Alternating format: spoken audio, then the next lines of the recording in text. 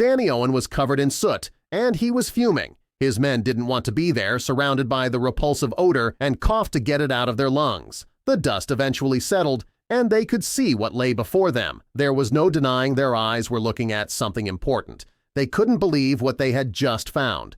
They all laughed when Daniel Owen shared his dream of starting a renovation business with them. He was from a village outside of Norwich, and his baby face meant that he was often not taken seriously. He always seemed to have something in the works, something he wanted to get started by always tended to fall through.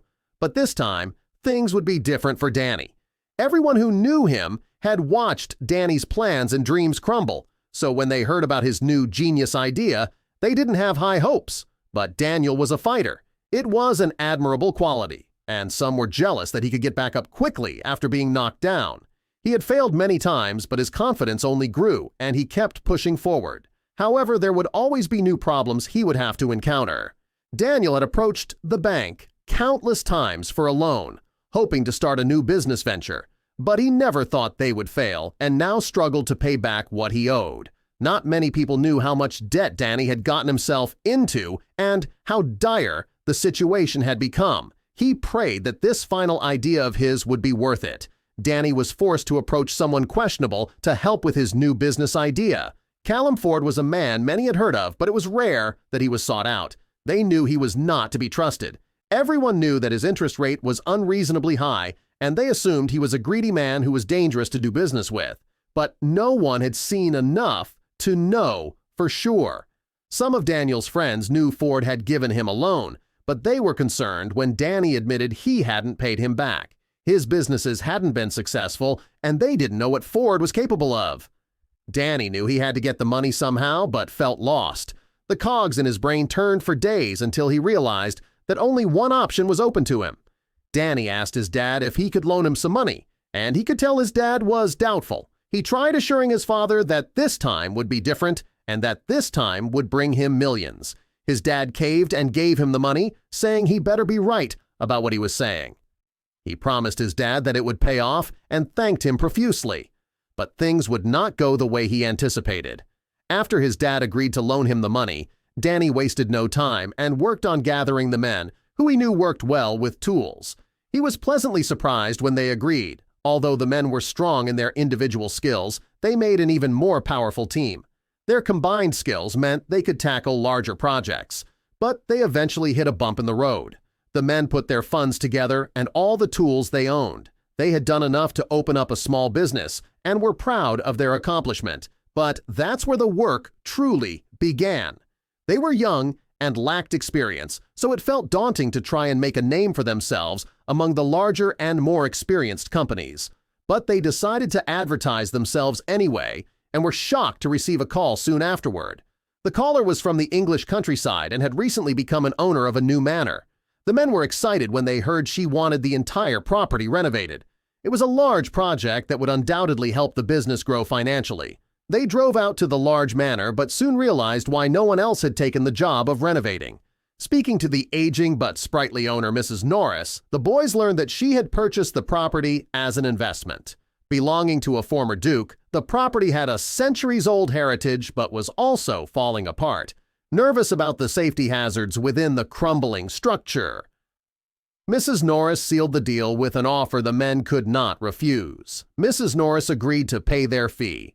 Additionally, if they successfully restored the property enough for her to resell it at a profit, she promised them a 2% commission on the sale. The men happily agreed, promised to do their best, and asked Mrs. Morris to sit back, relax, and just let them do the work. The lady thanked them and went out to run some errands. The deal seemed almost too good to be true. However, there was something Mrs. Morris didn't mention. It took Danny and his men a while to realize, but they had heard of that house before. Before Mrs. Norris bought it, another elderly lady lived there. She was known for rarely leaving her house and being rather elusive and secretive. Only a few knew her name, and even fewer people had ever talked to her personally. However, there were plenty of rumors around town about the woman. Apparently, she was the last member of a long noble dynasty, the roots of which went back to the Middle Ages. The last notorious member of that family was the former duke in question. The most elderly in town remembered plenty of stories about the duke. Some were vouched by tenths of villagers who swore they were true, and some were just wild speculations and legends that, still, everyone listened with a quiet reverence, like they feared that they might actually have happened. The former Duke had a reputation for being a callous, ruthless man. Back then, he used to be the most powerful man in town. It was like the government's authority became dimmer and dimmer as one ventured deeper into the region, and the Duke became the only source of rule and authority. He did as he pleased in town.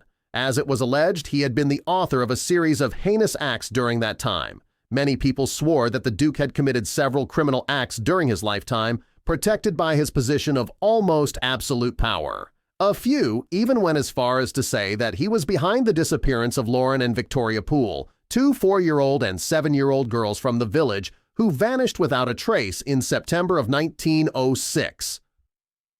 But that wasn't all. The Duke's aura of eeriness and mystery extended to his family, comprising his wife Alice, who never left the house, and his daughter. The Duke's daughter never got married. When her parents passed away, she was left alone with the infamous decaying house, which she never left. People around town used to refer to her as the witch, but one day she just disappeared from the scene. One member of Danny's crew had heard that the old lady no longer lived in the house. However, no one knew that it had been bought by Mrs. Morris, who planned on renovating it. After hearing about the stories surrounding the house and the dynasty that used to possess it, Daniel and his team were left with an uneasy feeling. Had they known about the home's past, perhaps they would have thought twice about working there. But it was too late for regrets. Besides, what did all of that matter? The house and the family who used to own it had a shady past. So what? All that mattered to them were the house's walls, columns, and floors, not the reputation of the people who used to live among them years ago. They had to try now, at least. The boys lost no time and set to work. It wasn't long before they were already regretting the decision. The property contained a myriad of hallways, a ballroom, and many large chambers. Featuring remnants of pre-Victorian decor, it was a sprawling reminder of the beauty and decadence of its day. Now a shadow of itself, it was left with low-hanging structures and hazards everywhere. The men were no longer confident they could guarantee their safety. Facing the ever-present danger of ceiling collapses but not wanting to give up, the men worked out a safety regiment. Managing to make progress, they worked room by room. Scaffolding helped hold up structures and safety, masks protected them from toxic mold. Reaching the main lounge, the men faced their sternest test yet, cleaning out a 400-year-old chimney. The lounge was beautiful, but age had left it frail. The place was also infested with insects and foul odors. Nevertheless, cleaning out the chimney started well. That was until it sent down a barrage of soot that left them fuming. Angry and covered in grime, the men almost called it a day, but then noticed something nestled amongst the dirt. Wrapped in filthy old rags, the men carefully unfolded these. With so much history in this old property, something told them this wasn't just old junk. As they peeled back each layer of the rags, their excitement grew and their hearts galloped faster and faster. When they finally saw what was inside, they couldn't contain a gasp.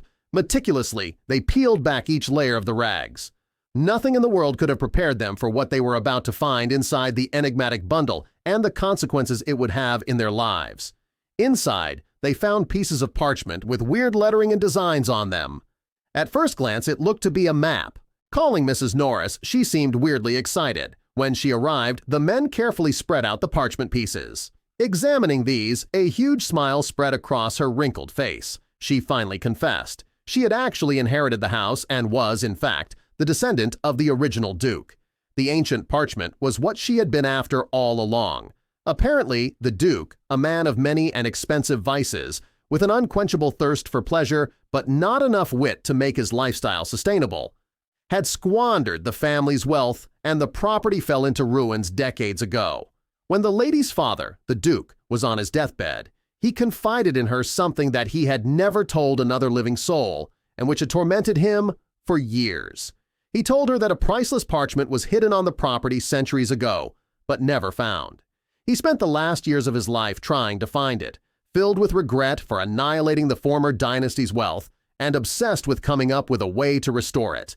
The old lady herself had tried to find it as well, but without success. But finally, it was there, right in front of them. Now the only question remained, could it be restored? Experts determined that it had been lodged in a secret compartment within the chimney's walls. Over time, the compartment had come loose. Working closely with a Scottish museum, the map was painstakingly restored. After an immense effort, the parchment fragments were put together and discovered to be a massive ancient map.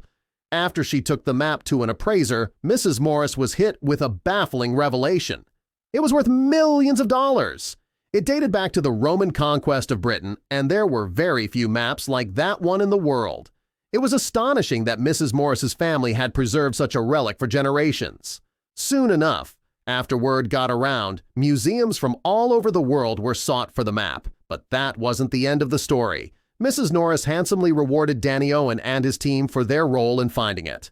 As a result, they raised enough capital, and their company phone never stopped ringing. Their reputation as treasure finders now preceded them. As a bonus now, whenever Danny has a wild idea, no one doubts him anymore.